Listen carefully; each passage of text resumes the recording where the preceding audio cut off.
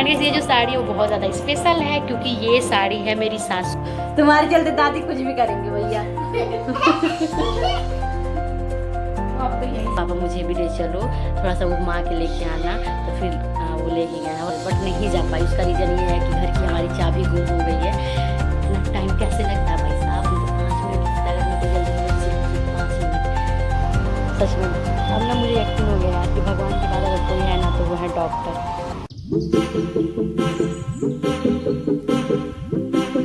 Hello guys, good morning. तो guys अभी हम लोग आ रहे हैं मंदिर से और मुझे लगता है दुनिया का अगर सबसे अच्छा, सबसे सुंदर, सबसे सुकून भरा कोई प्लेस है ना तो वो है मंदिर। और बिल्कुल पास में ही मंदिर है। मुझे लगता है कि मतलब आधे किलोमीटर पे भी नहीं होगा। मतलब इतना सुंदर, इतना अच्छा मंदिर है कि मतलब क्या बताऊँ। मिनी व्लॉग मैंने थोड़ा सा ऐसे ही शूट कर लिया था क्योंकि मूर्ति इतनी सुंदर लगती है ना कि मन ही नहीं मानता। शूट मैं कर लेती हूँ बट ऐसे मैं कोई व्लॉग वगैरह नहीं शूट की। मैं पहले सोची फ़ोन रख के ही जाऊँगी, फिर क्या है ना घर से मम्मी का फ़ोन आता है रुद्रांश से बात करने के लिए, फिर मैं सोची परेशान हो जाएंगी। तो क्या वो पतिदेव जा रहे थे ऑफिस, तो उसके पहले मैंने लंच ब्रेकफास्ट बना के और जो भी झाड़ू वगैरह था मैंने फटाफट अपना जो भी था काम कर लिया। फिर मैं और बाबू हम दोनों नहा के निकल गए थे मंदिर के लिए पतिदेव के साथ। वो वहीं पे छोड़कर उधर से जॉब चले गए थे और हम दोनों चले गए थे मंदिर। बहुत ही सुकून से हमने पूजा किया, भगवान को दूध अर्पित किया। एंड सच बताओ तो मेरी मन्नत थी, रुद्रांश के लिए मैंने मन्नत मांगी थी। मतलब भगवान ने सच में इतनी बड़ी मुश्किल में, कहते हैं ना भगवान जब मुश्किल में डालते हैं तो सहने की भी क्षमता देते हैं। तो बस भगवान से यही प्रार्थना है कि जो हुआ हुआ, लेकिन भगवान अब से सब कुछ ठीक रखो। तो मैंने मन्नत मांगी थी, तो मैं सोची चलो बाबू का थोड़ा सा पहले से बेटर है तो मैं जाती हूँ आज मंदिर।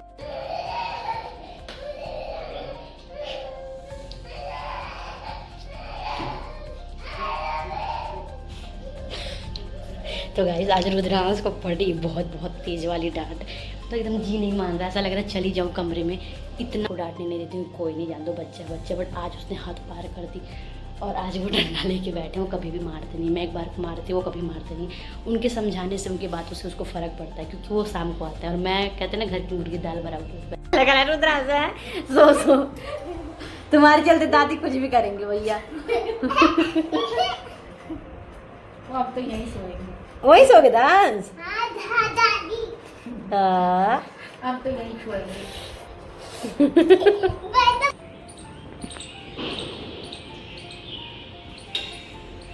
अभी ना शाम के 5 बज रहे हैं और धूप कितनी तेज़ है बट फिर भी पहले से तो मौसम थोड़ा ठंडा ही हुआ है।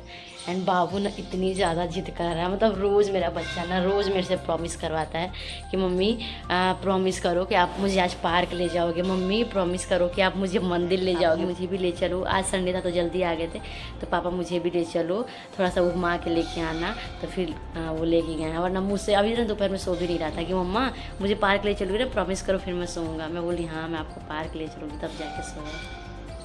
आज मैं रेडी हुई हूँ, मैं पहनी हूँ बहुत ही सुंदर सी ये ग्रीन और ब्लू के कॉम्बिनेशन में साड़ी। कैसी लगी उन्हें कमेंट में ज़रूर बताना। और साथ ही साथ बहुत सुंदर सुंदर सी मैंने चूड़ी भी पहना है, हेयर स्टाइल वगैरह भी की थी, बड़ा वाला मंगलसूत्र पहनी थी क्योंकि मैं शॉर्ट के प्रिपरेशन में थी। मतलब शॉर्ट वीडियोज़ मैंने बनाया था, रील्स बनाया था, बट अभी सडनली मुझे याद आया कि मैं चेंज करने से पहले थोड़ा सा व्लॉग शूट कर दूँ। वैसे मैं साड़ी चेंज नहीं करने वाली हूँ क्योंकि ये साड़ी सुंदर के साथ साथ बहुत बहुत ज़्यादा कंफर्टेबल भी है। इतनी गर्मी में भी इसको मैं आराम से पूरा दिन आज कैरी करने वाली हूँ। बट चूड़ी थोड़ा सा ज़्यादा है, काम करना नहीं बनता, तो चूड़ी मैं निकालूंगी। बाकी बड़ा वाला मंगलसूत्र भी मैंने निकाल दिया।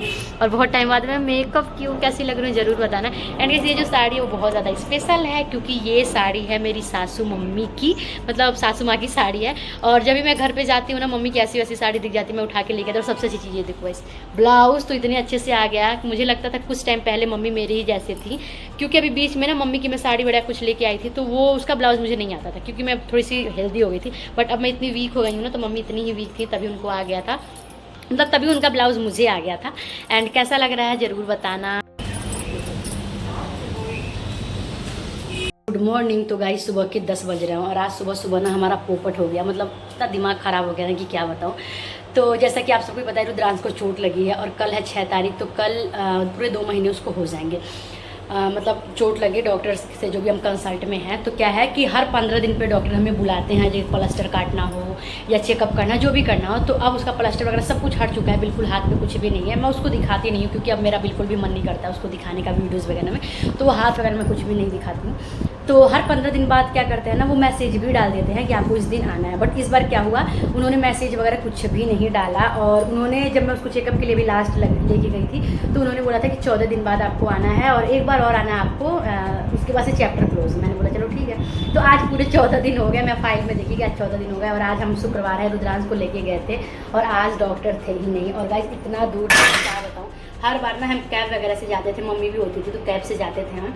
बट इस बार मम्मी भी नहीं आई। पतिदेव का था कि कोई नहीं, मम्मी परेशान हो जाती हैं, मतलब वहाँ से यहाँ आना, फिर यहाँ से जाना, हम मैं ही तुमको लेके चलता हूँ। तो पतिदेव की स्कूटी पे हम लोग गए थे, मैं बाबू और वो। मतलब इतना दिमाग ख़राब हो रहा, इतनी दूर जाना, उसके बाद से फिर वहाँ से डॉक्टर भी नहीं मिला, फिर वापस आना एंड फिर हमें फिर कल जाना है, कल सुबह में फिर से जाना है दिखाने। बजे सुबह के 8 और हम निकलने वाले हैं हॉस्पिटल बाबू को लेके। मैं भी रेडी हूँ, बाबू भी रेडी है, लेकिन मेरे हस्बैंड रेडी नहीं है। वो सुबह से मुझे चिल्ला रहे थे कि जल्दी तैयार हो, जो भी खाना बनाना फटाफट बनाओ, हम जल्दी निकलेंगे क्योंकि धूप बहुत तेज़ है। और गाइस सच में बहुत तेज़ है, काफ़ी दूर हमें जाना पड़ता है बाइक से। तो कल का मौसम ठीक था बट आज धूप है, तो थोड़ा हम जल्दी निकल जाएंगे तो सही रहेगा, टाइम से पहुंच जाएंगे। तो मैं फटाफट भिंडी की सब्जी रोटी बनाई हूँ। आज मैंने ब्रेकफास्ट नहीं बनाया, क्लीन भी कर लिया मैंने पूरे अच्छे से घर को। बस कपड़े हैं तो कपड़े बहुत सारे निकले हुए हैं, तो मैं सोच रही हूँ कि अब आने के बाद मैं मशीन लगा लूँगी। धूप तो इतनी तेज़ है कि 1 घंटे में सूख जाएगा, लेकिन मेरे हस्बैंड को इतना टाइम लगता है ना, पूरे 1 से 1.5 घंटे के बाद मैं बाथरूम से निकले नहीं पता। मतलब इतना टाइम कैसे लगता है भाई साहब, हमें तो 5 मिनट लगता है। अगर हमें कोई जल्दी बोले तो सिर्फ और सिर्फ 5 मिनट।